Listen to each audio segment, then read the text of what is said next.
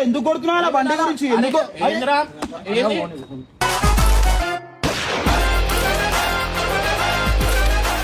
daily daily ఎన్ని రోజులు అవుతున్నాయి నువ్వు చెయ్యి లేపగా బండి చేసిస్తా చెయ్యి లేపకు మాట్లాడుతున్నావు అమ్ముకున్నావు అని ఏం చెప్పాలి అమ్ముకో సామాన్లు నేను పోయి బండిరా నువ్వు వాళ్ళ నా బండి తీసుకో నువ్వు వాళ్ళ బండి నువ్వు తీసుకోతారా